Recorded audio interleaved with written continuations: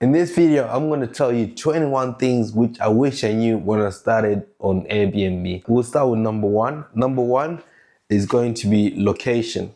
So when it comes to location, you know the saying which goes, location is king. And that's very true.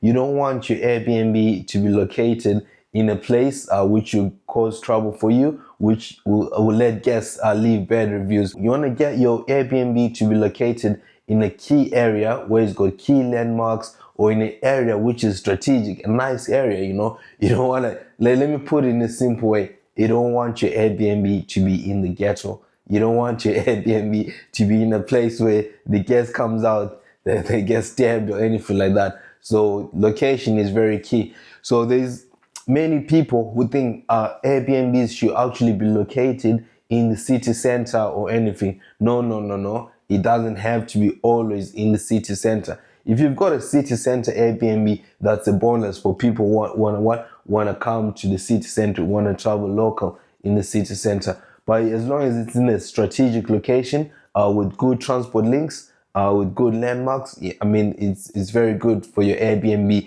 to get bookings. So this location thing also applies to when you're buying a property. You know, when you're buying a property, people saying location is king. You want to buy a property in a good area, which is going to appreciate in value. So also when it comes to Airbnb, because you've already got that property, or you're doing an arbitrage, you're doing rent to rent onto that property, you want that Airbnb to be in a good area, which is gonna, well, it's gonna appreciate in value, but you're not gonna keep that money which appreciates in value. But that area can attract people to come stay with you. You know, so even if like guests are booking, even if people don't know the city very well, people always look on Google Maps, on all these things, where they're going, you know. So if they see, oh, well, this is a rough area, it looks rough, it looks rough, no one is gonna book that area there. So location is key. So number two is guests. I'm not gonna write it all. So guests are not always right.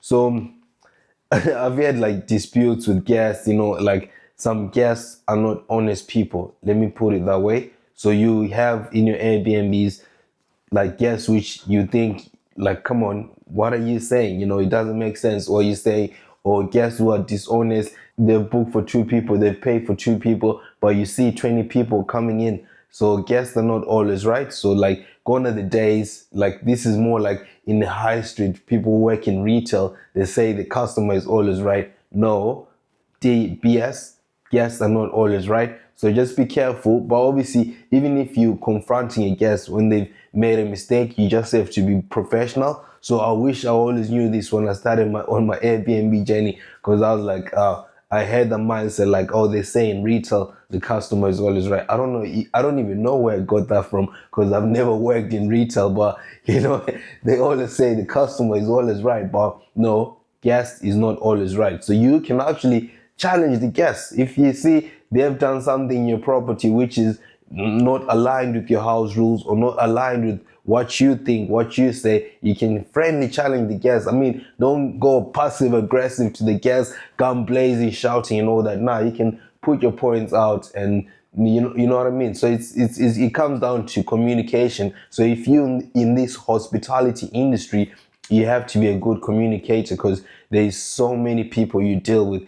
Like probably last year we hosted over 1,000 guests. So I mean, imagine like all those communications, how many people we dealt with, how many conflicts we dealt with. So these are like the things which you can practice: conflict resolution, communication. But like what me and my business partner, who's also my wife, what we normally do is, if we don't don't know how to say something to someone in a different tone, we leverage AI. We leverage ChatGPT. You can say like, look, I want to write this message to this idiot guest, and you can type it on ChatGPT, but I'm very angry. Can you tone it down for me and write a professional message? You know, like AI will do the work for you, you know, than you just writing the message when you're angry, when you're upset. So you can use those tools. So yeah, number 2, guest is not always right. Okay, number 3 is have time-stamped before and after pictures. So when your cleaner goes to clean your property, make sure the pictures which they enter, when they enter, check out when the guest is left, make sure the pictures are time stamped. Like, oh yeah, today is the 31st of July, 3:55, we went and cleaned. They take pictures before. This is how the guest has left the property. Then obviously after they've cleaned, they take pictures after they've cleaned and make sure all those pictures are timestamped.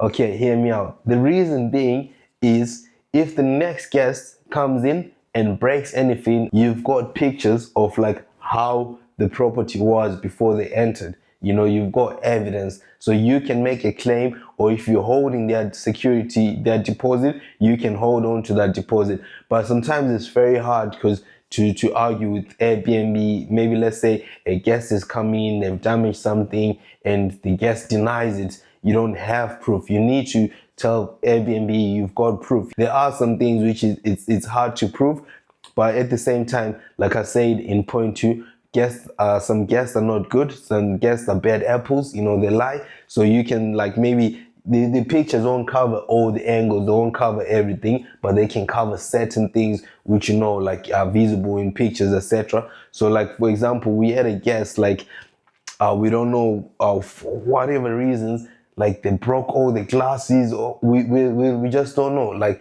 when we got to the property, there was 0 glasses left. But the cleaners were so adamant, they were so certain, like they left glasses. So when we got there, we didn't find any glasses. So I asked the guests, they were like, nah, we never use glasses.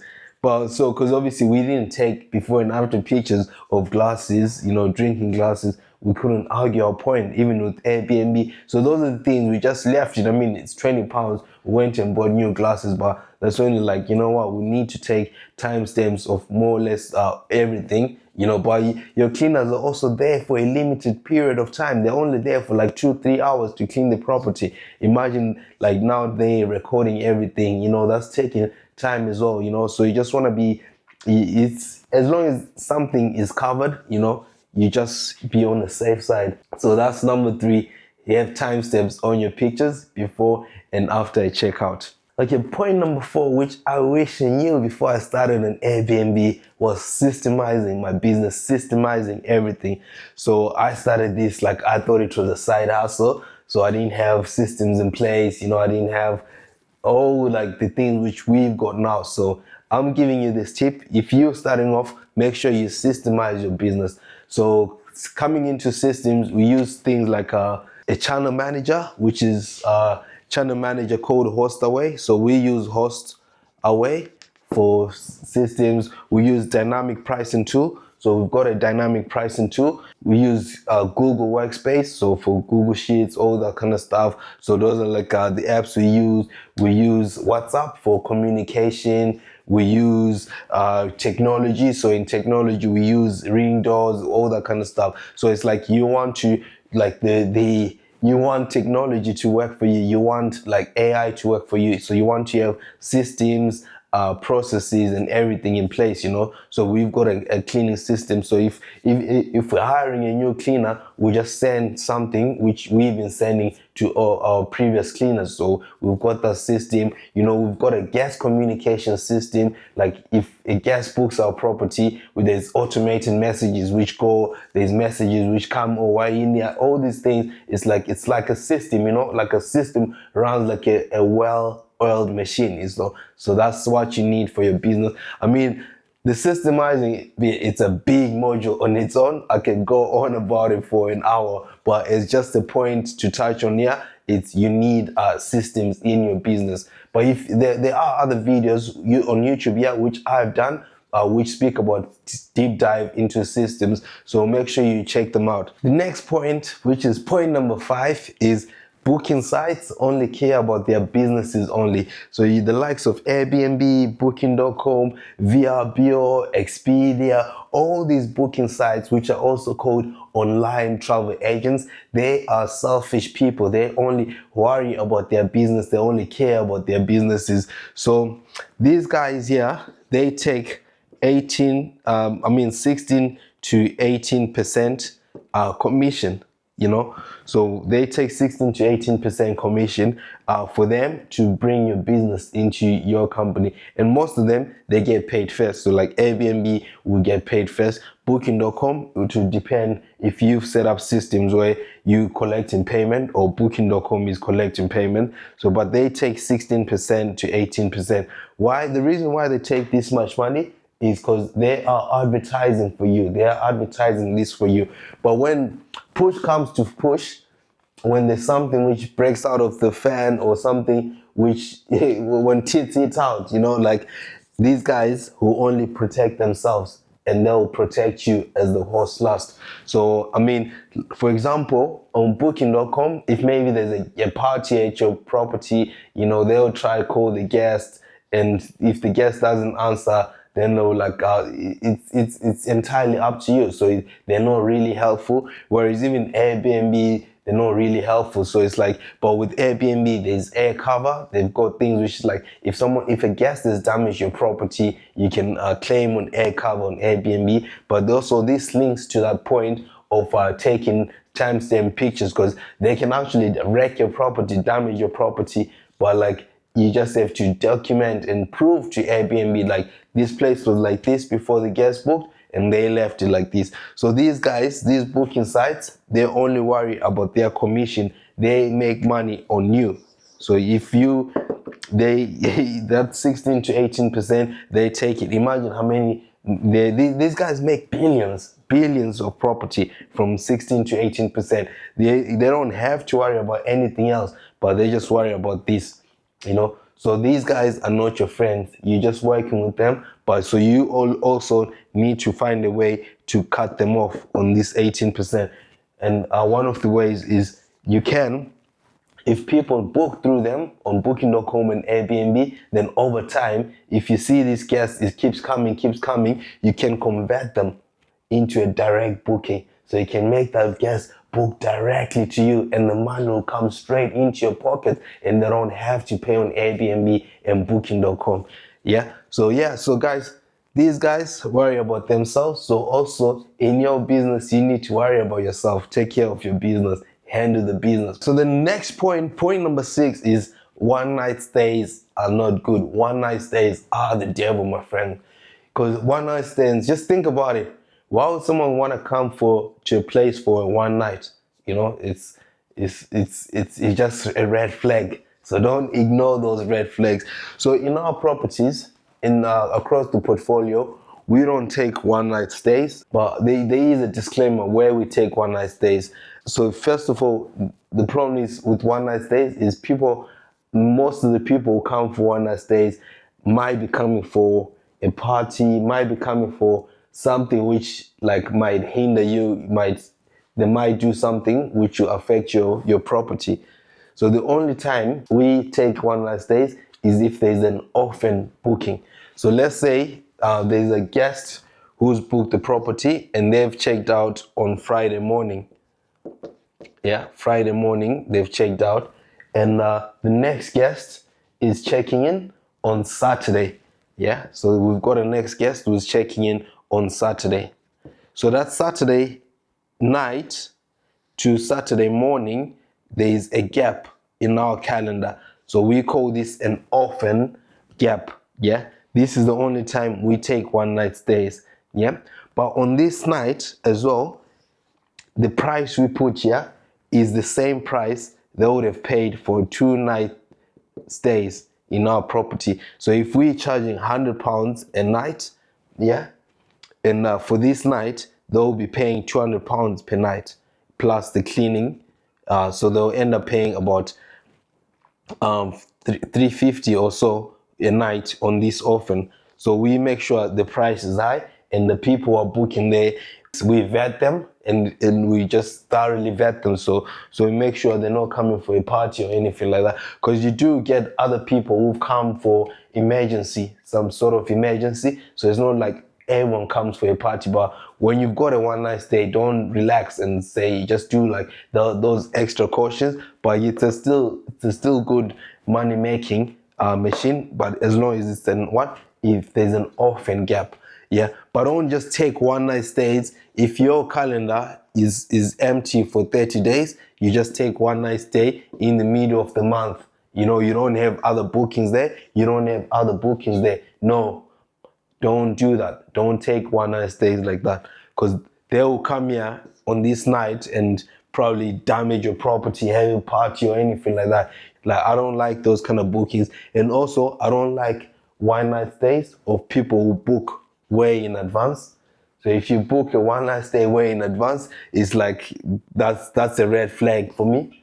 That's a red flag for me. So yeah, emergency one night stays where it's like this, someone like, oh, another thing is someone like local people, they live in a property, their boiler is packed, they've got babies, they've got kids, and they actually live maybe in a council house or a charity house. The charity can book them a one night stay because they've got vulnerable people in the house.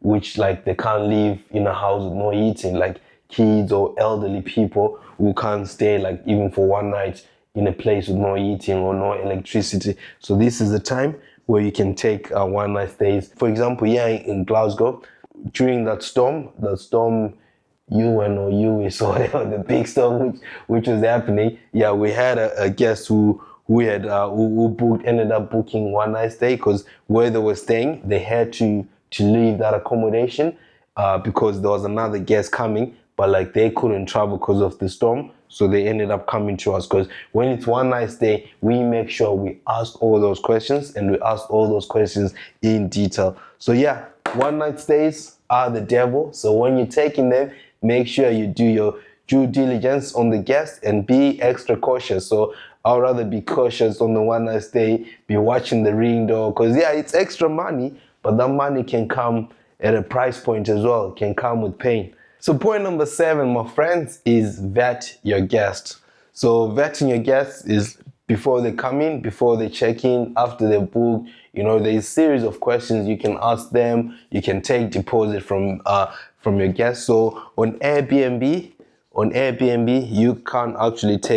you can take deposit. Other operators take deposit, but we don't because of the air cover insurance. So we don't take deposit because if there's anything which the guest has done, we can always claim it back on Airbnb. I've had like about 3 successful claims. It's like if I'm a lawyer, I haven't lost the case. So you can, on Airbnb, we don't take deposit. On Booking.com, however, we do take deposit, and our deposit we take, it's about 250 to 300 depending on the property size. So on the bigger properties we've got in the portfolio, we take about £300. Then on the 2-bed apartments, flats, etc., we take £250 deposit.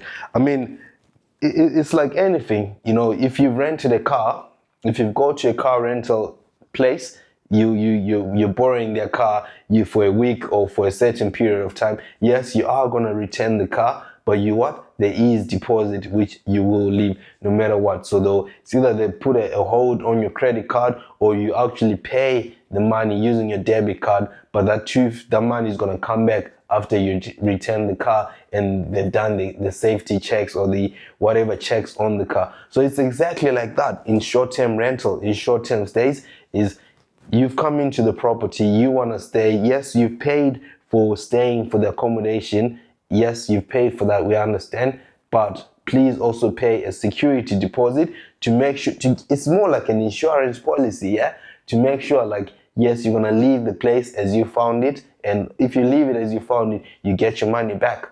The simple as. I've never had any stories of hosts or operators trying to steal a guest deposit. I mean, the guest will simply reflect it in the reviews. It's a dispute. We never have like problems with our guests. It's very like once in a blue moon, but it's always like good to vet your guests and always hold things like security deposit and all that. And also when it comes to vetting your guests, like funny enough, on Booking.com, we had a guest who booked. It was her stay was gonna overlap her birthday.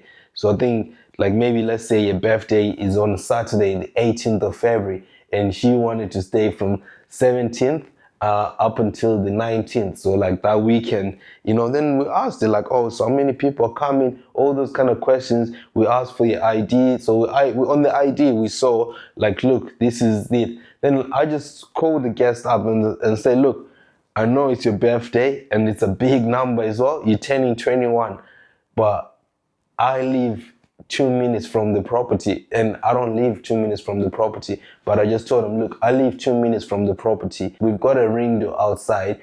Any loud music, anything, we will come and kick you out using a security team. So if you are coming to have a party or do something naughty or whatever, I'm just saying, save your money and save the hassle, because you're gonna have the worst birthday ever. After that call, then she's like, oh, what happens if I cancel? Then I'm like, okay, I know what you're gonna do. If you cancel this booking, I will give you all your money back.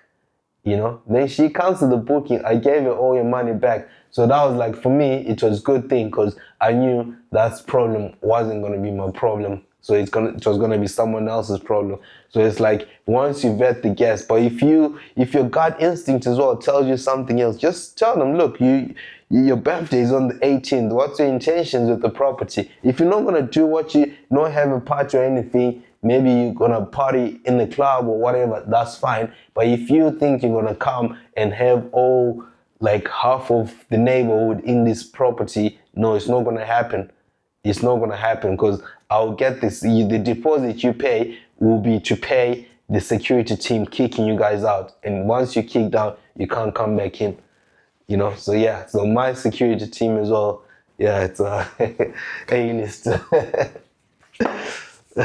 So point number 8 on things which I wish I knew when I started was register your business from day one. So you don't want to be doing these short-term rentals as a side hustle, just like pocketing money and not paying taxes, etc., because those things will come back and bite you. So from day one, we launched the company. Obviously, we launched the company before we had a property. So it was like speaking things into existence, So we registered a company. We had the business bank account. We registered everything, like compliances, like company details on companies. I think during that time it was £12 to register a company. That's how many years ago it was. But today it's about £50 to register a company. But you can still register a company, So I'll say, when you're starting this Airbnb short-term rentals, service accommodation business, or whatever name you like to call it, make sure you register your business, use the correct SIC code, and this is based for people in the UK. I mean, wherever you are in the world, there should be ways to register the company. So I think in the US, for people in the US, it's called an LLC. So register your LLC, whatever it is, and people for Dubai, etc. So, but make sure you do this as a business, register it as a business. If you're interested, you can also create like business plans, all these things. But yeah, make sure you do it right from the word go, right from day one. So point number 9, when it comes to this, is be compliant and have your insurances in place. I mean, I've seen people who are renting out apartments and they don't have the gas safety certificates or the fire regulations, fire doors, all these things. So make sure, if you're running this as a business as well, you have to be compliant. You have to have all your certifications in place, or everything which is required by your local authorities or by your governments, because you're keeping people, you're hosting people. You don't want to be like having a dodgy area, a dodgy house with electrical faults, etc. What if there's a fire in the place? So especially when it comes to fire regulations, just be compliant. Just spend a little bit of money in your property to buy a fire blanket, fire extinguisher, all these things. So make sure you are compliant when it comes to this. But when I started, I was all over the place. Like I said, it was just a jungle. We didn't know much about compliances. We didn't know much about this. Not like we didn't want to do it, but I wish I knew this when I started this service accommodation Airbnb business. Point number 10 is dynamic pricing is essential. Dynamic pricing is key. You want to get a dynamic pricing tool from day one. The dynamic pricing tool which I use now is called Price Labs. So there's many dynamic pricing tools. There's Wheelhouse. We've used Wheelhouse before. We now use Price Labs. There's Beyond Pricing. So what this dynamic pricing do, you probably have used it in the past, but you didn't know there was dynamic pricing tool involved in there. I'll give you an example. So let's say you want to book a flight to go on holiday, and like maybe you didn't book the flight today, and you say, you know what, I'll book it tomorrow or the day after, so when you go after 2 days and try to book it, you see like, oh, how come the flights, they've gone up in price, because airlines use something called dynamic pricing tool. So the dynamic pricing tool, the way it works, it boosts the prices, it makes the prices go up if there is a lot of demand for that particular route or for that particular airline which you want to use.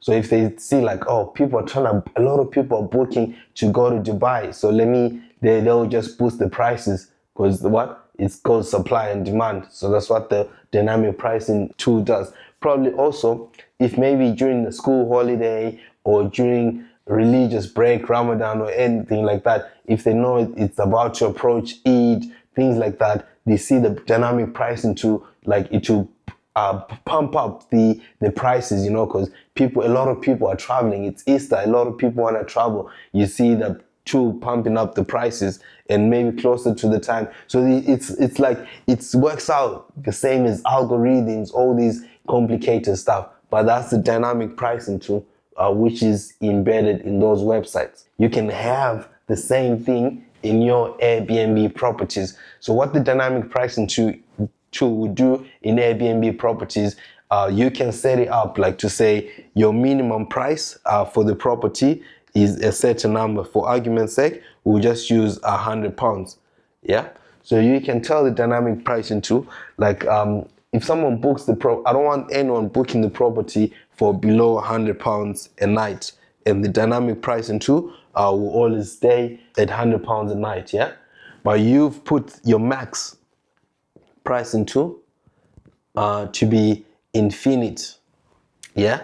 So your max pricing tool is to be infinite. So it can go to whatever. It can go to 150 a night, 200, 350 a night, based on what? On supply and demand.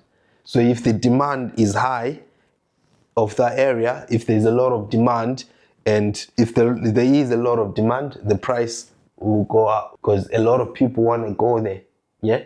But if the demand is low, the price will come down, but the price will never go below £100 a night, So the dynamic pricing tool will always be playing around here in terms of pricing your property. Maybe you'll see another time it's 105, all that kind of stuff. It just plays around with this for you. So if you're starting off on Airbnb, you need to get this dynamic pricing tool, whether you get price labs, wheelhouse, or beyond pricing. It's entirely up to you, but you just need to get it in and plug it in your softwares. It's a game changer. Another example, I know I've gone on for a while on this. Another example where a dynamic pricing tool actually saved my life was during COP26. So COP26 happened in 2021 in Glasgow. So one of these apartment which we're in, we had like people booking for £1,000 per night in this apartment.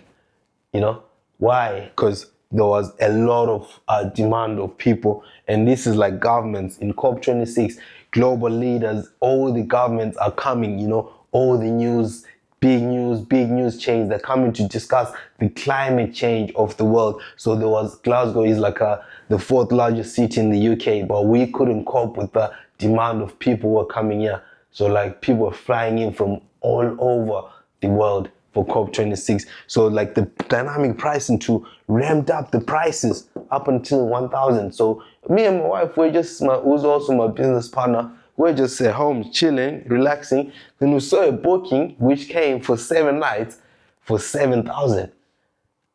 We're like, nah, because we didn't know about this COP26 anything, but we're just so blind because we don't watch the news or anything like that. So we didn't know there was a global event happening all that in our city, right in our door. We didn't know that. But like this dynamic pricing tool, my friend, it did the work for me. That's why I pay whatever I pay. It's £20 a month for per property for this dynamic pricing tool. So it ranked up the price to £1,000 a night, and we had a booking for £7,000 for 7 nights. You see, I'll put the screenshot on the screen. You'll see that's the screenshot on the screen. It was £7,000 per night in this property. I mean, 7,000 for 7 nights in this property which you're in. Let me actually give you a tour of this property which we're in. So stick around and I will show you around this property, what we've done to it. So we bought this house as a 1-bed flat and we converted it into a 2-bed flat, optimized everything for short-term rental. Check the video out. Yeah. So welcome to this apartment, which I bought. I bought this apartment 5 years ago, so in 2020, just during COVID. So when you come in, you see this was a 2-bedroom.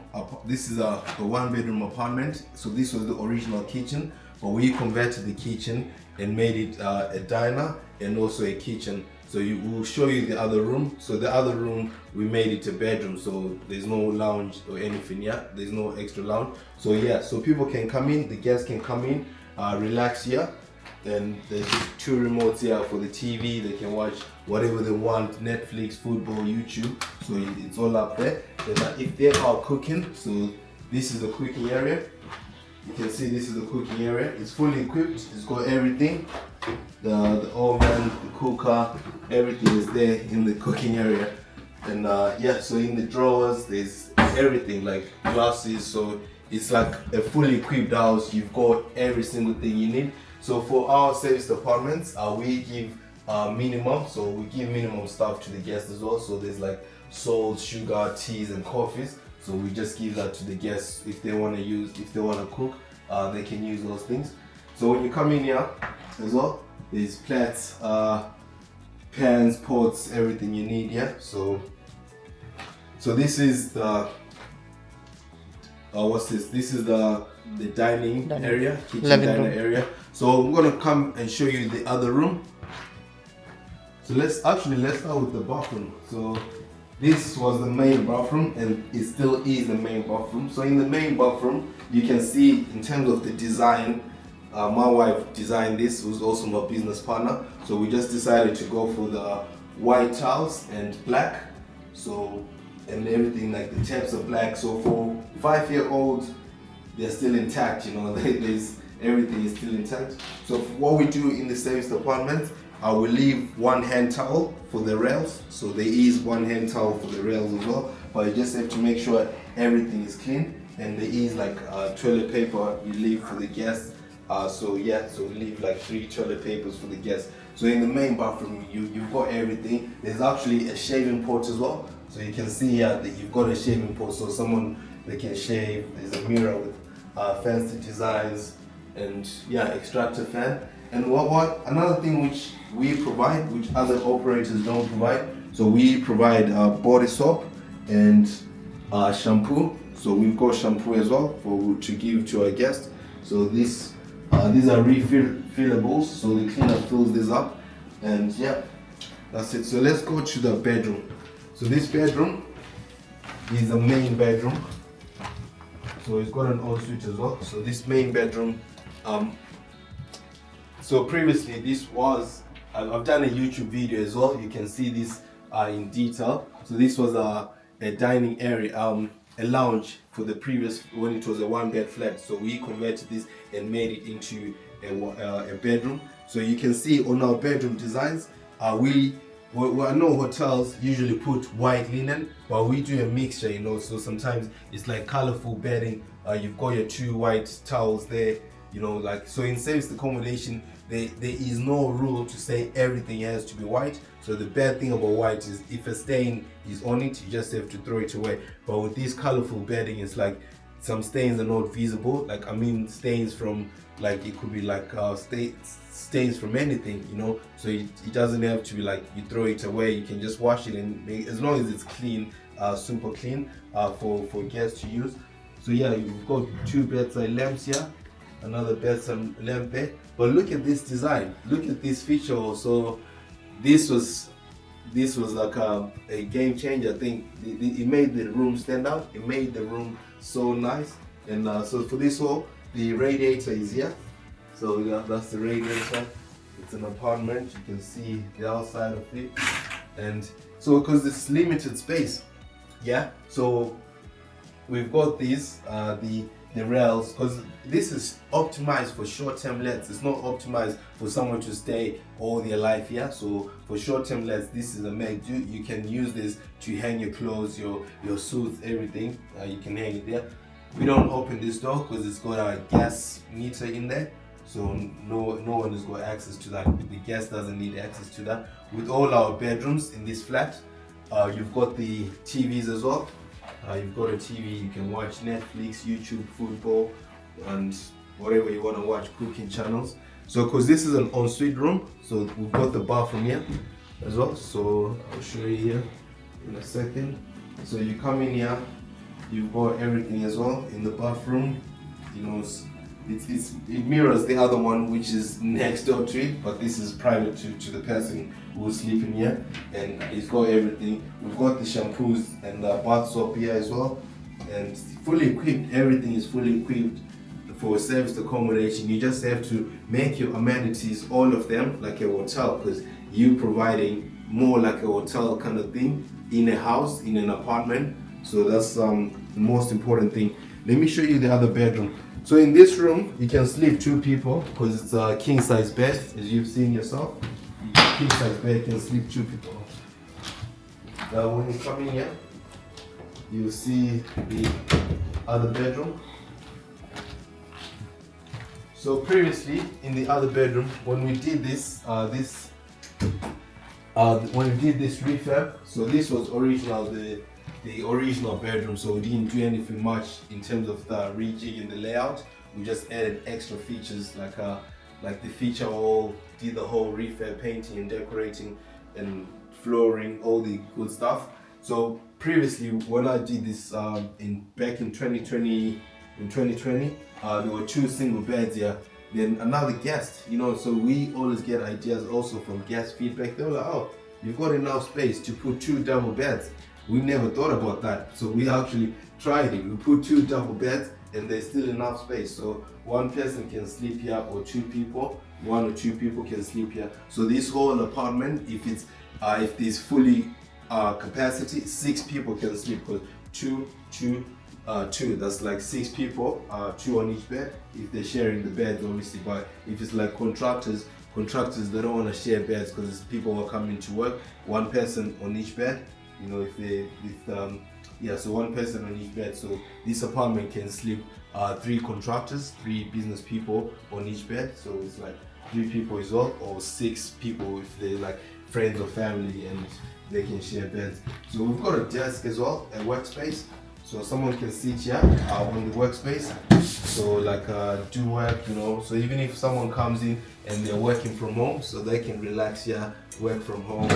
They've got everything. And this mirror, we bought this mirror for the ladies. So my wife bought this for the ladies if they want to do their makeup. So actually here we just need maybe to put another mirror elsewhere, but we just didn't know where to put the mirror. So we ended up buying this small one. So if someone is doing makeup and they just want to see themselves, or removing contact lenses, instead of going to the bathroom, they can see themselves here. But yeah, so that's the bedroom. Let me show you another little secret for service apartments. So with this one, probably you're thinking, where do the guests hang their clothes, etc. They will hang their clothes this side. So this is where they can put their clothes. So I've got another rack which I'm gonna bring and I'll put it here, so they've got a visibility of racking to put their clothes. And also there's this place here with the coat hangers, they can put their clothes. So this is like extra stuff, because if maybe the guest washes clothes, and they can use this area. And for the ladies, there's the hair dryer, and obviously the what's this, the iron. I think the ironing board is in the other room. So yeah, then this is the cabinets. We call these the cleaner storeroom cabinet, whatever you want to call it. But you just have to keep these locked. And what do we keep in here? We keep all the extra linen, all the extra stuff. So you can see here, there's the cleaning products, there's the linen here, and also here there's extra linen. So this is the only person with the keys is the cleaner. The cleaners have got the keys for this, so we keep this away. and we always keep it locked so the guest doesn't have access to. Yeah. Oh gosh, how do you lock it? Yeah, I'll lock it later. Yeah, I just wanted to show you guys. So yeah. So to summarize this, before we go back to the teachings, so this was a 1-bed flat. When I bought it back in 2020, we converted the 1-bed flat and made it a 2-bedroom flat. So right now it can sleep up to 6 people, which it's got 3 double beds, and if people are not sharing beds, so it can sleep 3 people. Look at it this way. Why is this better than a hotel? This is better than a hotel because imagine 3 people from the same team are coming to work in this area, and so they can rent out an apartment instead of renting out 3 rooms in a hotel. So one apartment would be like more or less the same price as 1 room in a hotel, because rooms in a hotel nowadays they can range from 100 to 150 pounds, but you can rent this apartment on a nightly basis for 150 pounds a night, and you can house up to 3 people, or you can actually house up to 6 people if it's a group of family and friends and they don't mind sharing beds. You've got everything just like the hotels do. You've got the towels, you don't need to be packing your heavy towels. You've got fresh linen, so the linen is clean from a laundry company, specialist laundry companies. These laundry companies are the same companies which do linen for hotels as well. You've got the TVs in each room, you've got a lounge area, you've got a fridge, you've got everything which you can use, which is better than what hotels do. So yeah, let's go back to the teachings of this video. But before I go, if you are interested in what I do, and if you want to learn more and you want to start your own Airbnb service accommodation business, click on the link in the description and book a free discovery call with me. And on that call, it will be me, not another person, to speak to you. We can look at your journey, where you are and where you want to go if you want to start this business. And this is if you're serious, because I'm telling you, in 2025 you don't want to miss out. This business has got money and you want to be involved in this. I'm sure you enjoyed seeing that tour video, the walk around of the property, but let's get back into this. So the next point into things which I wish I knew when I first started on Airbnb was that cleanliness is next to God. What does that saying go? Next to godliness. Yeah, cleanliness is next to godliness. You know, that's the saying. That's how it goes. So yeah, so you want your Airbnbs to be clean. That's one thing which even like myself, if I'm going to stay in a property or in another place, it's like we want everything to be clean, to be spotless, to be actually 100%, you know. So make sure obviously we spoke about the cleaners taking before and after pictures for each clean. So make sure they do before and after pictures, you know. So obviously those before and after pictures can show you things of also if the cleaners have missed. Also, when it comes to cleaning, make sure you've got a checklist. So you need a checklist for your cleaners to follow. So because we've had incidents like the cleaners are human as well. They're not robots, so they can be in a rush or they've got other things going on that day and they can miss out a few things. So we've had incidents, the cleaner left everything spotless. The property was very, very clean, but she forgot one thing. She forgot there was the guest had used the oven. The previous guest, they had used the oven and they had left food inside the oven. So imagine like the guest is coming in and all that kind of stuff. They have checked in, probably they've stayed 3 nights. Yeah, 3 nights in the apartment, and on the other night they want to use the oven. Then they open the oven.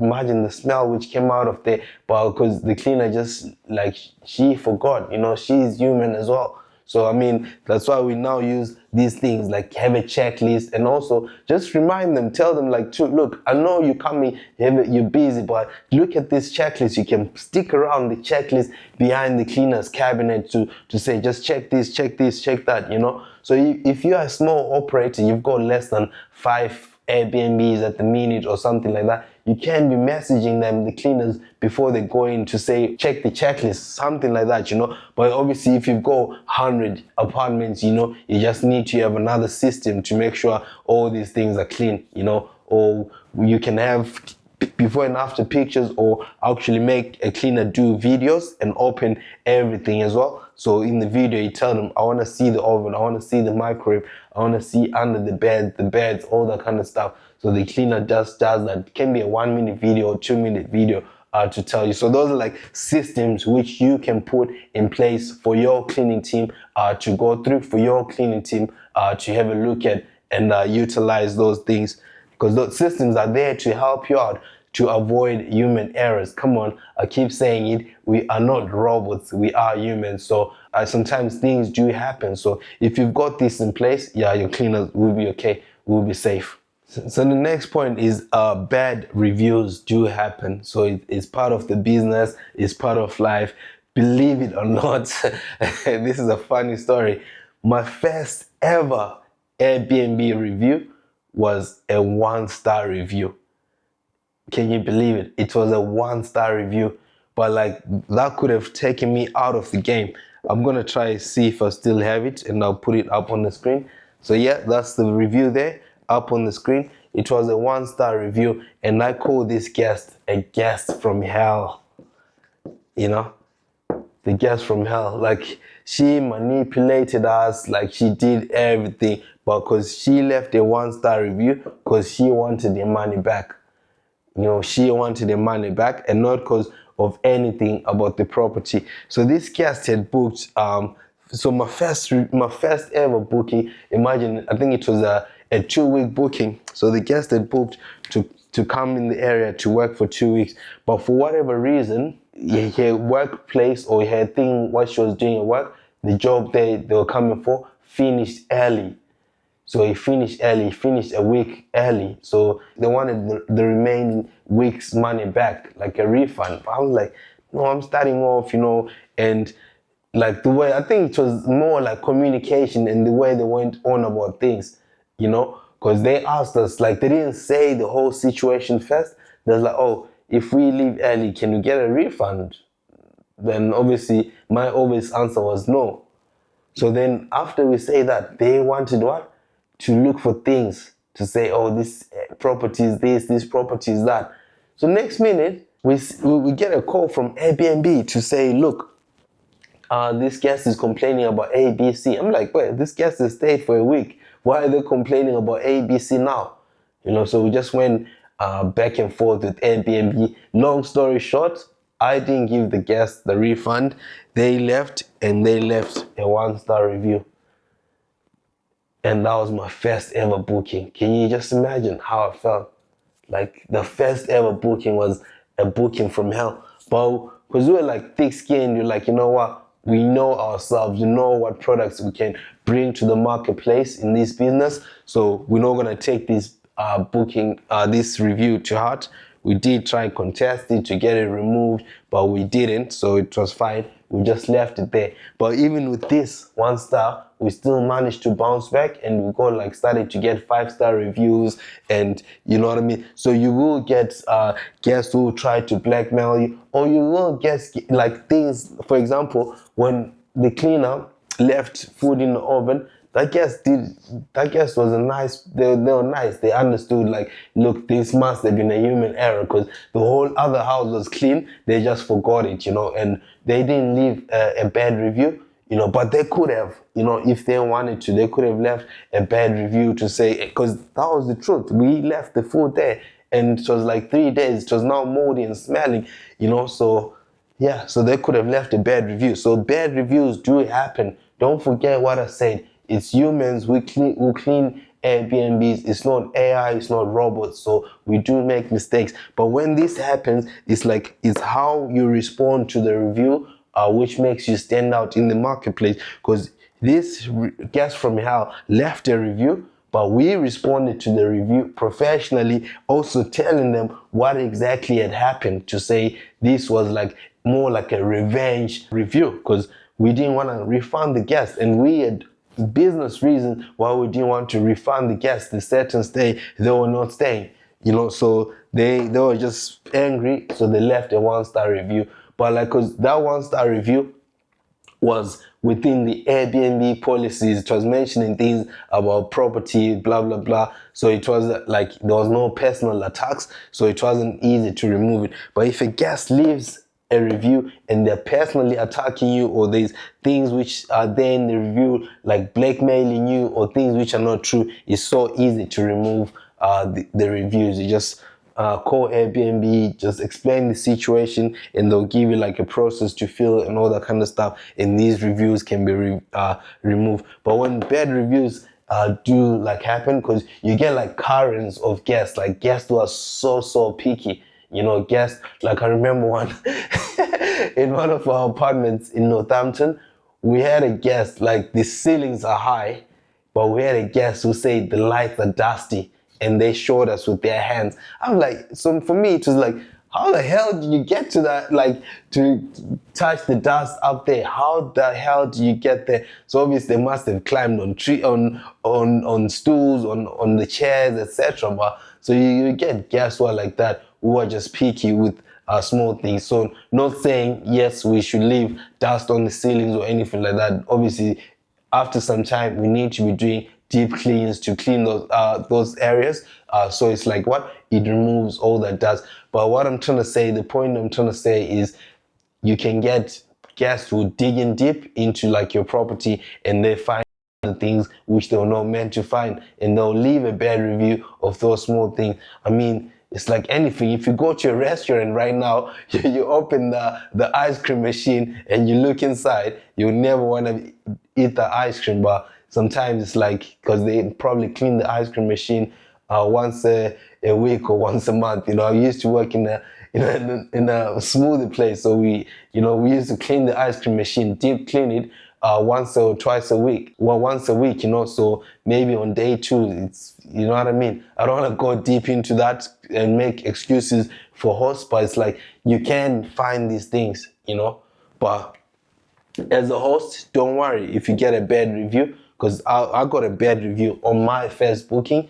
But like, those are the things which I wish I knew when I first started, that bad reviews will come, but don't worry, keep going, you know. So it's like, in this business, you want to have that great mentality, that like hardcore mindset that you're not gonna give up, you know. And a review, to me, a review is feedback. So when we got this feedback, I think the only thing which we learned from it was like, our guests were like, I don't want to use the word, but like, yes, that's the word. So the next point here is automate as much as possible. As I mentioned, like, I wish I knew this, like, this business, you want this business to run on autopilot.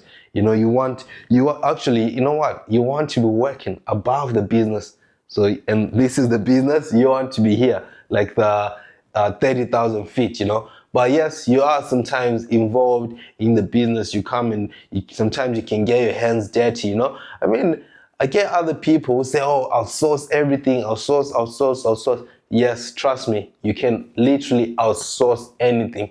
You know, you can outsource anything. You can outsource someone coming to drill down a Ring camera for you. You can outsource someone coming to do the furniture for you, all this kind of stuff. But yes, outsourcing all those little things, sometimes it's eating into your profits, it's eating into your money. But if you don't have the time, or you're in a different country, different place, you have no choice. Your hands are tied. You have to do that.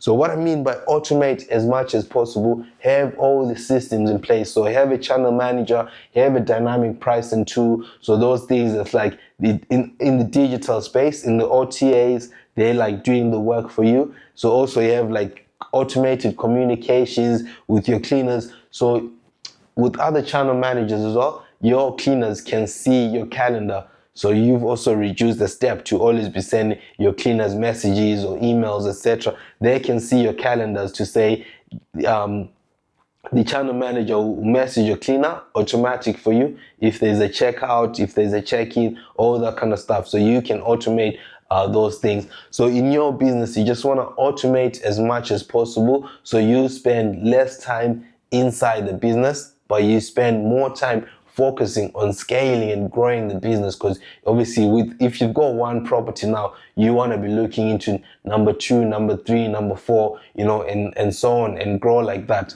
So yeah, automate as much as possible. But I'm always about balance. So when I say automate as much as possible, I'm like, other things, don't outsource other things.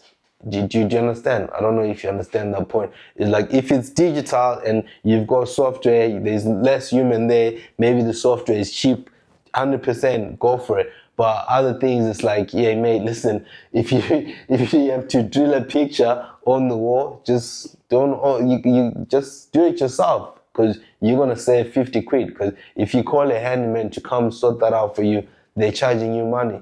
So automate as much as possible, or more on the systems and on the back end of your systems. You just want to automate as much as possible.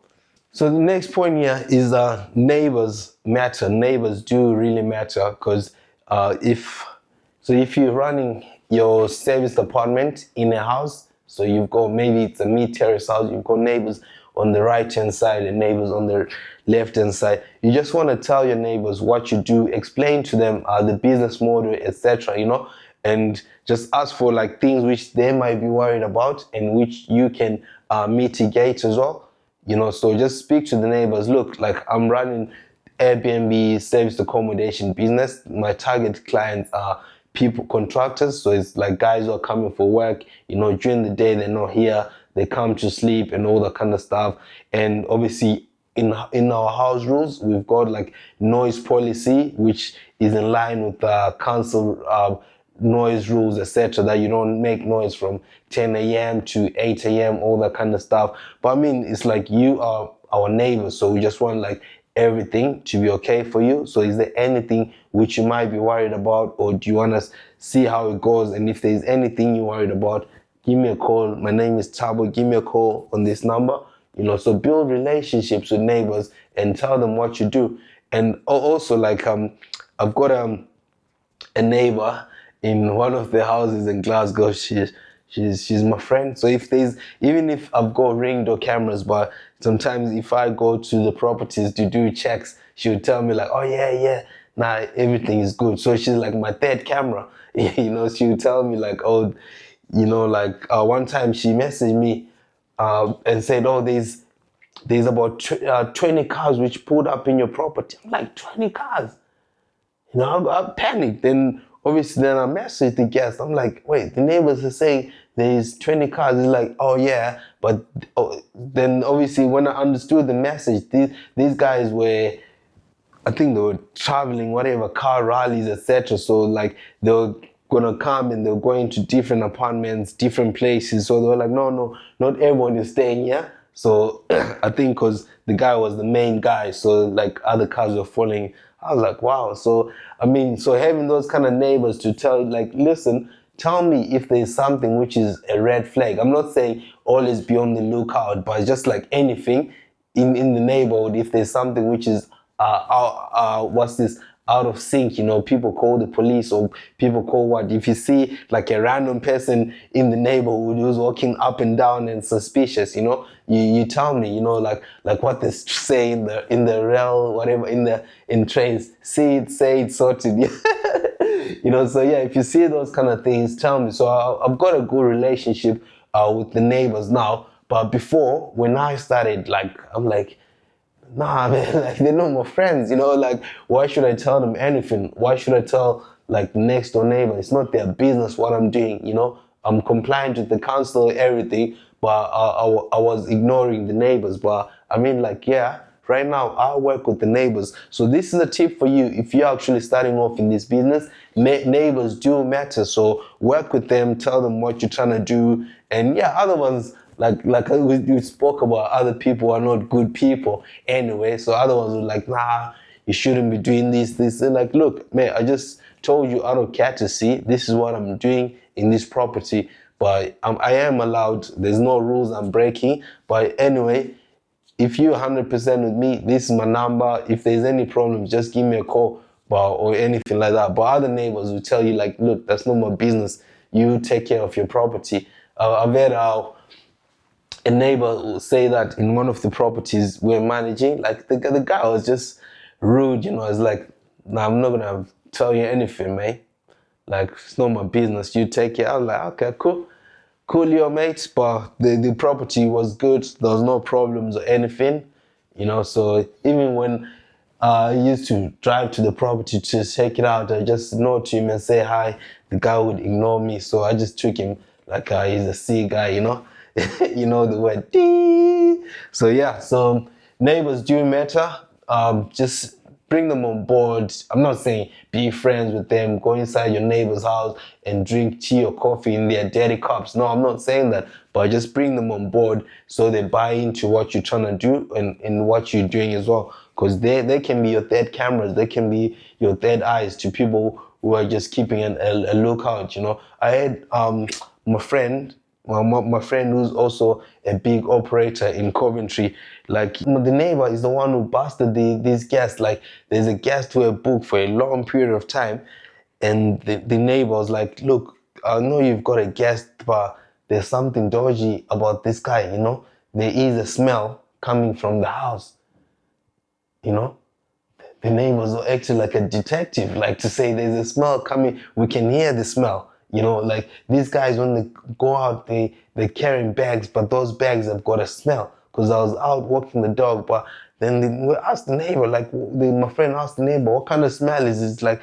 I don't want to be to say things, but I think it's a smell of illegal stuff, So the neighbors do matter. So keep an eye, keep them close, especially if your neighbors are always at home, and it's those kind of neighbors who don't work.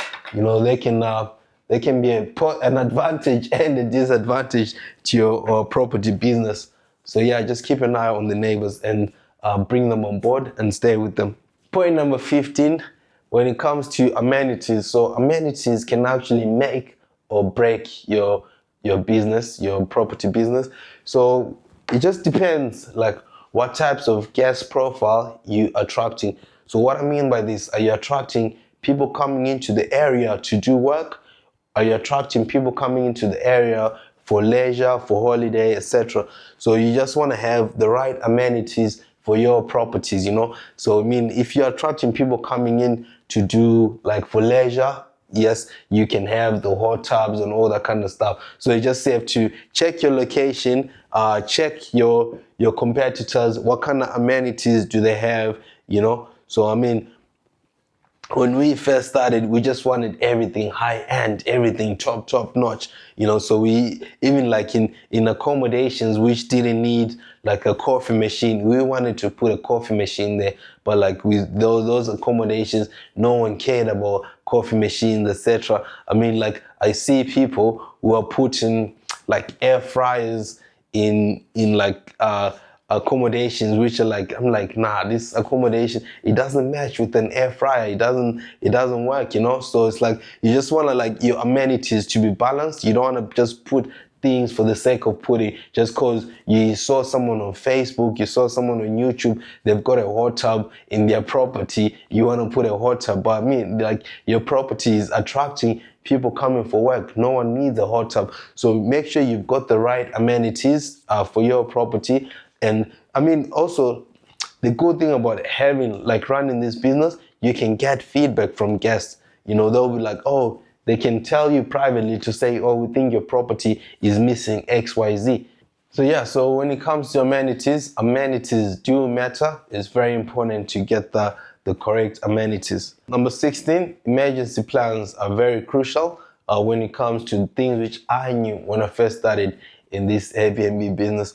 So what I mean by emergency plans is always have a backup, so always know if X happens, what you can do. So if your boiler breaks down, what are you going to do? Do you have like a boiler guy to call on speed dial? If electricity trips, what are you going to do? So those are like emergency things which often happen, but it's like unexpected. I mean, there are other emergencies of national emergencies, like if there's theft or if there's breakage, if there's medical attention. I mean, the hotline number is 999. So your guests will need to call 999 and get the the proper people in place. But the emergency in your property is things like boiler breakages, roof leakages, all those things. You need to have a plan, because if it happens, you don't want to not start calling around and trying to sort out a plan. So just have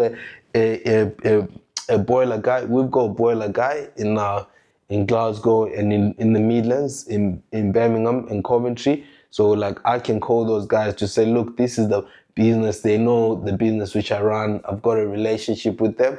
So sometimes even if it's out of hours, they will just go to the property and charge me the normal rate. So which is like, it's very good to have those kind of guys in your team, because a boiler won't tell you, oh, I'm about to break down.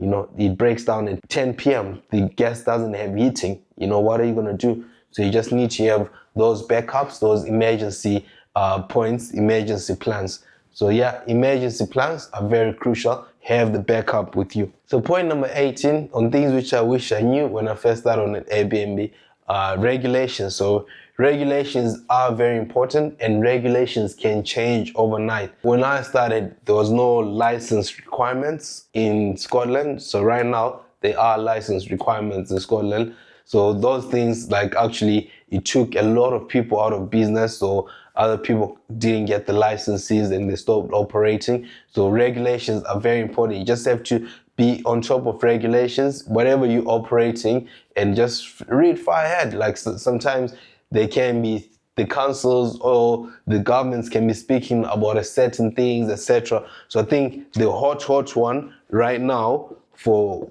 operators is on the terms and on the VAT stuff, you know. So this is like tax. There are tax regulations which are ongoing. You know, there's a company which lost well, they haven't lost the HMRC case, but it's ongoing, and it's going to affect a lot of people when it comes to terms VAT. So people who are running the short-term rental space is going to affect them. I mean, this is a deep topic to deep dive now, but just an example to say regulations are very important. So just be on top of the regulations, especially if you are starting off, especially if you are new into this game, if you are new into this industry, just be on top of regulations. And most of the things are there on the internet, on the government website. So make sure you read things from reliable sources, from reliable sites, and you'll be on top of things. So regulations are important when you're starting off. Number 19 is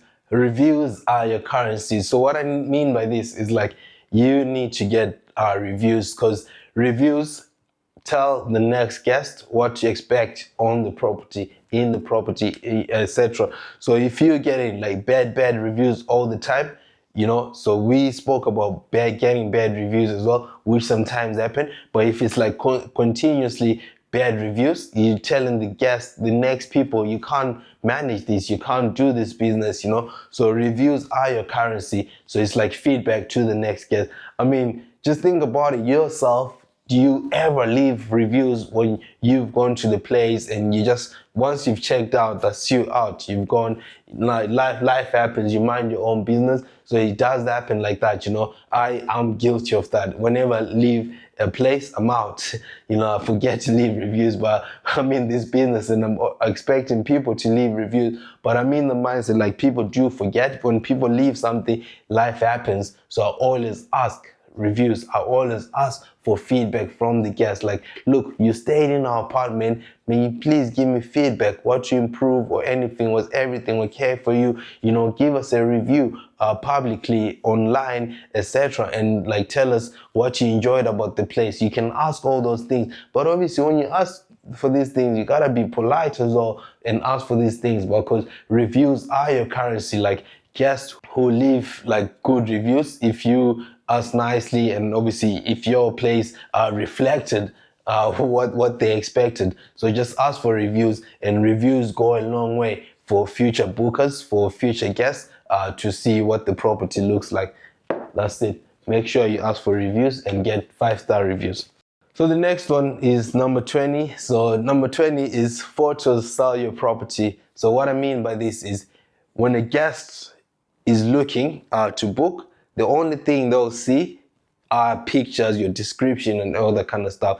So you need to have professional pictures to sell your property. So when I started, I remember this very well. Like, we took pictures using our phones. Me and my wife, who's also my business partner, we took pictures using our phones.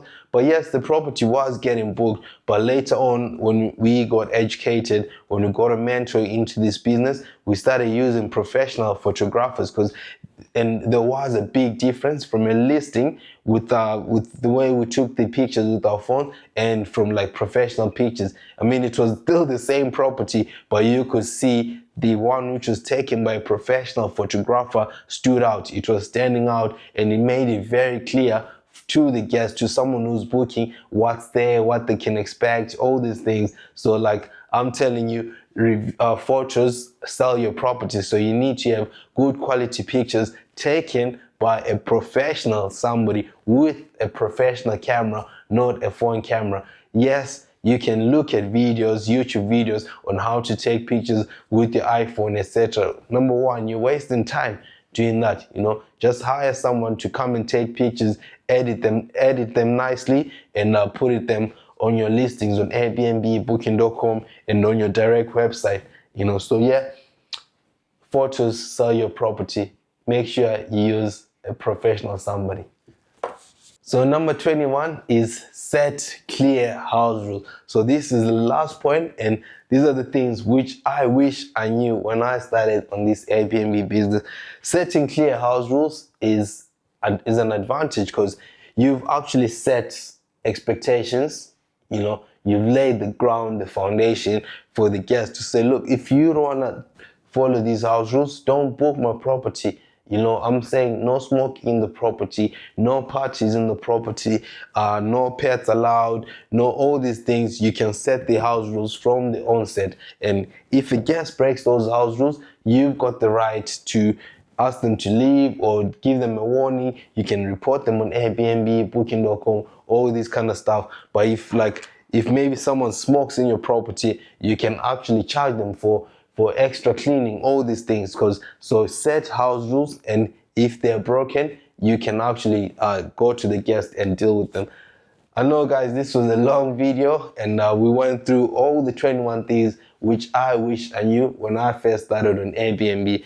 I mean, if you are interested in this business model and you want to avoid a lot of the mistakes which I made when I was starting off, you can click on the link below and book a call with me, a one-to-one call, where we will map out your strategy, map out to see where you are in business. Are you starting, or where do you want to go? All these things. You'll be talking directly with me on that phone call. You're not going to be speaking to a robot or AI or another salesperson. It will be directly with me. And if we're best fit, we can work together. So click on the link below and book a call with me. I will see you on the inside.